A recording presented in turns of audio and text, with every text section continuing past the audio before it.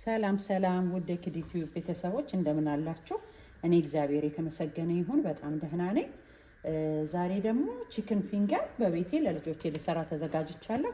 ይሄው እንደዚህ ጥብ አድርጌ የምትፈልጉትን ያህል ልክ ማለት ነው አጥቤ አዘጋጅቻለሁ። እዚህ ውስጥ አንድ ሾርባ ማንኪያ እንደዚህ የተቀላቀለ ቅመም፣ ካሮት አለው፣ ነጭ ሽንኩርት፣ ቀይ ሽንኩርት ምናምን አንድ ላይ የተቀላቀለውን ይቅርታ አንድ ሾርባ ማንኪያ አደርግና ለብቻው ደግሞ ግን ነጭ ሽንኩርት አንድ ሾርባ ማንኪያ አረግበታለሁ። ፓውደሩን ነው እርጥቡን አይደለም የተጠቀምኩት። አንድ ሾርባ ማንኪያ ደግሞ ብላክ ፔፐር አደርጋለሁ።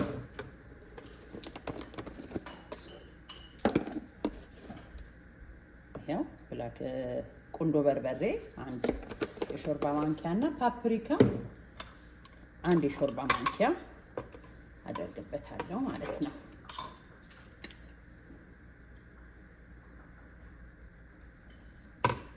ከዛ ይሄንን አንድ ላይ ሚክስ አደርገውና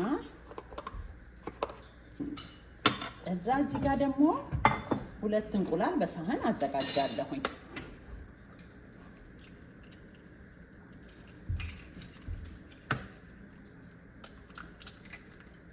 እዚህ ጋር ሁለት እንቁላሉን እንደዚህ አዘጋጅና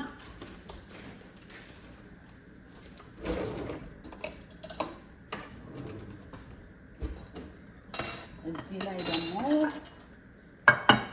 አሁን አንድ ካፕ እንቁላል ማነው ዱቄት አደርጋለሁኝ።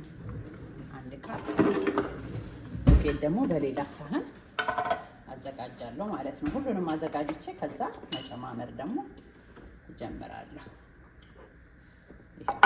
አንድ ካፕ አደርግና አሁን እዚህ ላይ አንድ የሻይ ማንኪያ ጨው አደርግበትና አንድ የሻይ ማንኪያ ደግሞ ብላክ ፔፐር እዚህ ላይም አደርግበታለሁ። አንድ ብላክ ፔፐር አደርግና አንድ ላይ ሚክስ አደርገዋለሁ ማለት ነው። ይሄንን ዱቄቱን እንደዚህ አደባልቅና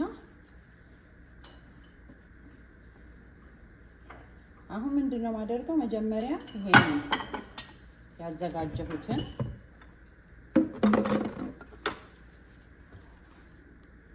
አሁን እዚህ መልሼ እንቁላል ውስጥ ያስገባሁትን መልሼ ደግሞ ዱቄቱ ላይ አድርጌ ከዱቄቱ ላይ ነው እያወጣሁ እንደገና መጠብሰው ማለት ነው። ካነሳችሁ ዱቄት ይሄውን አሁን አነስ ስላለኝ ለድጋሚው ግማሽ ካፕ ጨመርኩበት ማለት ነው። ግማሽ ካፕ ስጨምርበት ያው ትንሽ ጨውን ያው እናንተ እንደልካችሁ ጨው መብዛት ካልፈለጋችሁ በጣም ጥቂት ማድረግ ትችላላችሁ። ዘይት እንደዚህ ጥጃለሁኝ። ይሄ እንደገና ዱቄት ውስጥ የጨመርኩትን እጠብሰዋለሁ ማለት ነው። እንደዚህ ዘይታችን ሲገል ድጋሚ እንትን ካልነው በኋላ መጥበስ ብቻ ነው። ይሄንን አስተካክዬ ቀይ ሲሆን ጠብሼ ተመልሼ እመጣለሁ። በያላችሁበት ሰላም ሆኖልኝ። ይሄው አሁን ልክ እንደዚህ ቀላ ሲል አወጣዋለሁ ማለት ነው።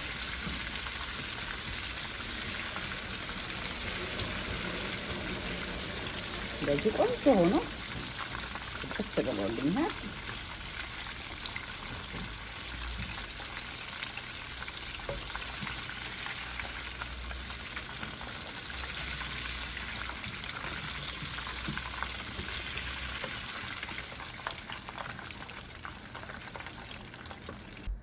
አሁን ይሄውና የሌመን ሶስ ደግሞ ሰራለታለሁ ለቺክኑ። ይሄው ቺክኑን እዚህ ጋር እንዲጠብሻለሁ። የሚያስፈልገኝ አንድ ሎሚ እጨምቀዋለሁ።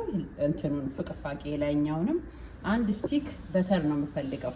ይሄ ስንት መሰላችሁ? 113 ግራም ነው። 113 ግራም አንድ ስቲክ እፈልጋለሁ። አሁን እዚህ ላይ ቅቤውን በደስታ አቀልጠዋለሁ ማለት ነው።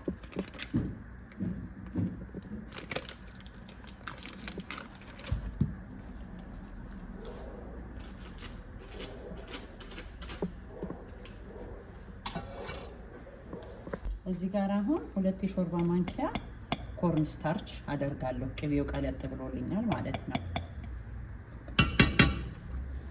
እሱን አደርግና ካማሰልኩት በኋላ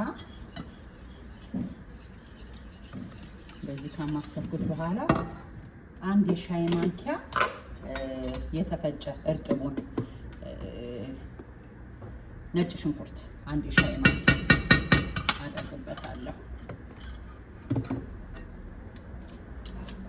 ከዛ እዚህ ላይ ይሄንን የፈቀፈኩትን የሎሚውን ዚስት አደርግና